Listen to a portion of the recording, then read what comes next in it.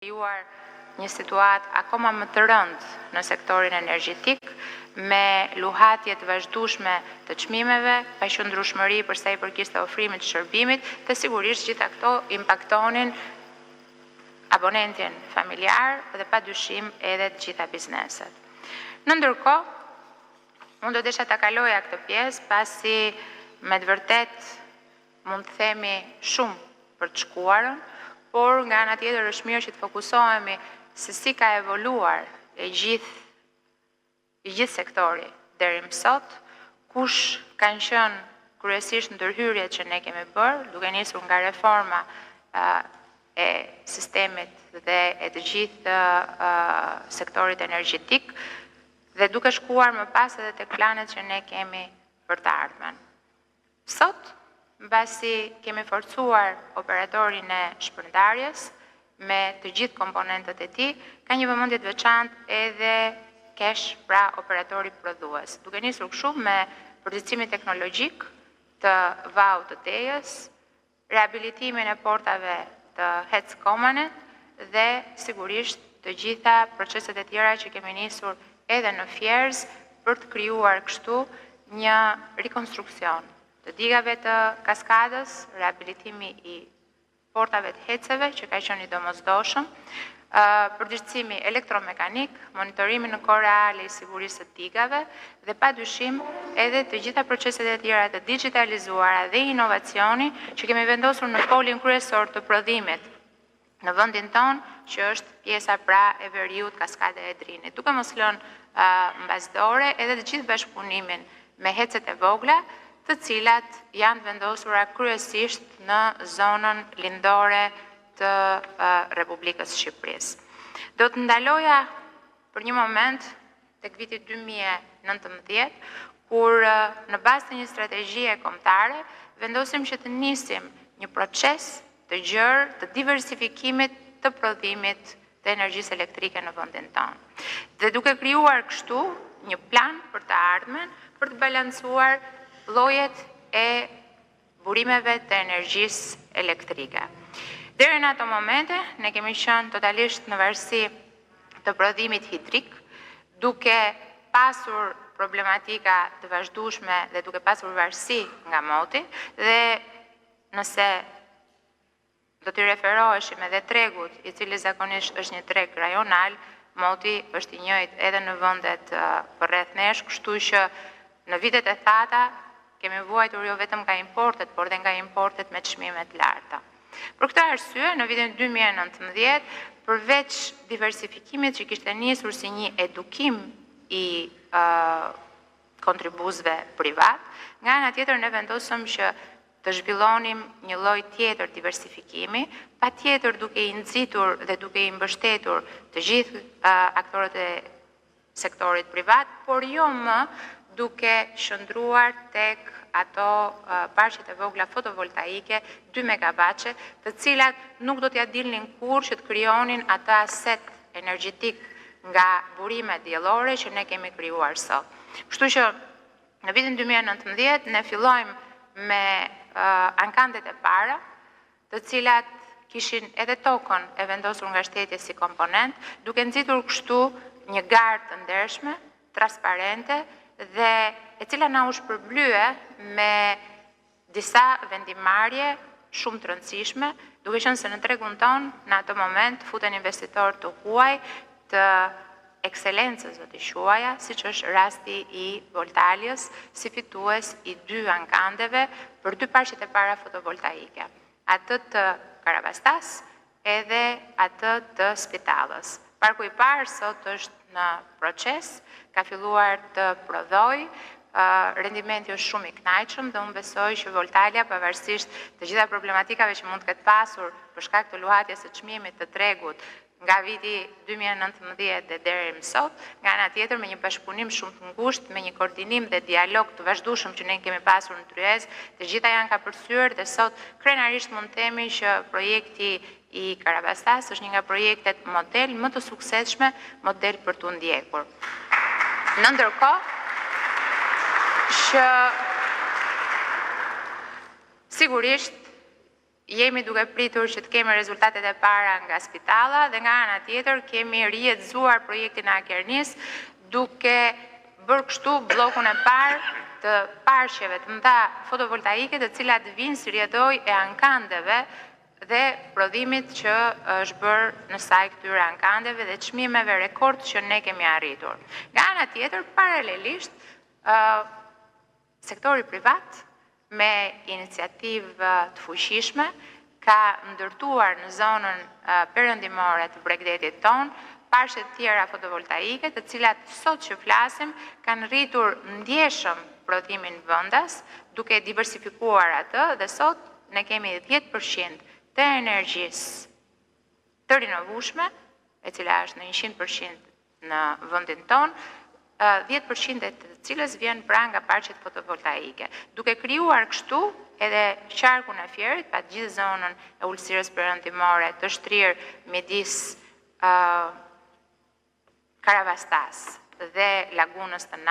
Nartës, duke krijuar kështu një pol të ri energjetik, pra përveç atij të veriut, kemi edhe këtë pol të vendosur nga qendra në drejtim të jugut. Duhet thënë që gjatë gjithë kësaj periudhe ne kemi nisur një studim të thelluar, i cili do të na jap për të ardhmen një hartë se si duhet të vazhdoj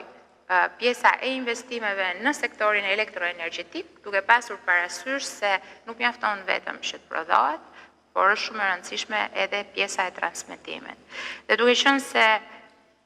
sot kjo tryezë është dedikuar energjisë, është rasti që të përmendim që kohët janë sfiduese. Ne dje kemi marrë një njoftim zyrtar për blackout të Spanjës dhe të Portugalisë, fillimisht të pjesshëm dhe më pas total, dhe pavarësisht se dje u përpoq si njëri operator si tjetri që të arrinte edhe ta kapërcente këtë problematik, sot në orët e para të mëngjesit, të dyja vendet kanë shpallur gjendjen e emergjencës, pra gjendje të jashtëzakonshme, pikërisht nga rënja e rrjeteve të transmetimit, duke afektuar dhe shtete tjera, siç është Andora apo dhe pjesë të shteteve tjera europiane. E thon kjo, transmetimi luan një nga rolet më të rëndësishme. Dhe nëse deri tani ne kemi qenë në një emergjencë për të diversifikuar të gjithë prodhimin në Republikën e Shqipërisë, sot ne jemi të fokusuar jo vetëm tek prodhimi, por edhe tek transmetimi si komponent jetik i sistemit elektroenergjetik shqiptar. Jo vetëm për ta kthyer Shqipërinë në një hub transmetimi, pasi vetë gjeografia, vendodhja jonë gjeografike na e lejon këtë, por nga ana tjetër për të krijuar dhe sigurinë energjetike, që është një nga synimet dhe qëllimet kryesore të strategjisë kombëtare për energjinë, sektori energjetik pra 2030. E thënë kjo, po të vazhdoj me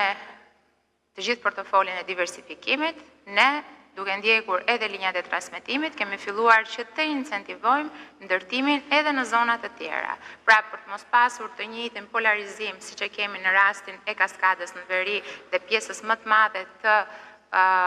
parqeve fotovoltaike në zonën midis Karavastas dhe Nartës, ne kemi filluar që të incentivojmë të gjithë sektorin privat që të shkojë edhe në zonat e tjera, po sigurisht duke investuar në rrjetet e transmetimit për të akomoduar kërkesa, siç është rasti Ersekës apo siç është rasti Delvinës dhe siç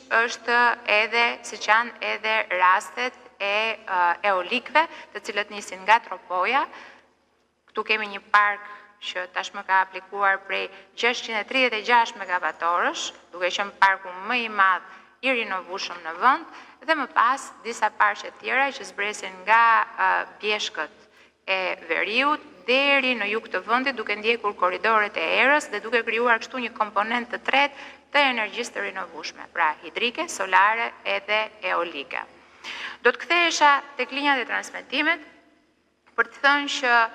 tashmë kur sot në Shqipëri prodhohen mbi 200 megavator vetëm nga iniciativat që shteti ka ndërmarrë për sa i përket pjesës së autoprodhuesve. Kur ne kemi arritur së bashku me sektorin privat të prodhojmë 10% të volumeve vendase nga parshet fotovoltaike, atëherë sot gjithë puna kryesore shkon tek rrjetet e transmetimit. Rrjetet e transmetimit që Shqipëria është mirë ndërlidhur me rajonin, është e lidhur me Greqinë, është e lidhur me Maqedoninë e Veriut, është e lidhur me Kosovën dhe me Malin e Zi, por sigurisht ne sot jemi në një fazë të ngritjes të kapaciteteve të reja. Për shembull, në këtë moment ne jemi duke planifikuar që linja jone e transmetimit me Greqinë për shkak të gjitha flukseve që kemi pasur 2 vitet e fundit në hyrje dhe në dalje të trefishohet. Nga krahu tjetër presim që të dorëzojmë linjën e interkoneksionit me Maqedoninë e Veriut që në anën shqiptare jemi duke ecur me ritme shumë të shpejta. Shpresojmë shumë që fqinjët të ruajnë ritmet tona për të përfunduar në të njëjtën kohë dhe për ta vënë menjëherë atë linjë në funksion. Ndërkohë që kemi investuar në fuqizimin e unazave të brendshme, siç është ajo Fiera Zhbull Tiranë, dhe padyshim lidhja e poleve për ne, pra me fuqinë 400 kWh, mbetet shumë e rëndësishme. Por, ndërkohë që fuqizojmë linjat aktuale, shtojmë kapacitetet e tyre, kërkojmë përfundimin e linjave të reja, një nga planet tona më të rëndësishme është ndërlidhja midis Shqipërisë dhe Italisë. Tashmë një plan që ka filluar të vihet në jetë, duke qenë që i kemi hedhur hapat e para për sa i përket studimit vizibilitetit, për sa i përket marrëveshjes trepalshe midis Shqipërisë, Italisë dhe Emirateve të Bashkuara si investitor potencial i kësaj linje, duke i dhënë kështu sistemit elektroenergjetik shqiptar një tjetër komponent shumë të rëndësishëm. Ndërlidhjen me pjesën tjetër të Bashkimit Evropian, duke pasur parasysh që Italia apo përtej saj Franca, Spanja dhe të gjithë shtetet e tjera janë tregu i vërtet, të cilin ne kërkojmë të aksesojmë jo më përmes Malit Zi, por direkt përmes kësaj linje nënujore, e cila do ta vendoste Shqipërinë në një pozicion tjetër për sa i përkiste transmetimit të energjisë elektrike. Unë për energjinë elektrike, kryeministri mund flasë gjatë, pasi gjithë mirë menaxhimi që është bërë këtij sistemi, duke nisur nga komponenti prodhues, duke shkuar më pas tek transmetimi dhe sigurisht tek shpërndarja,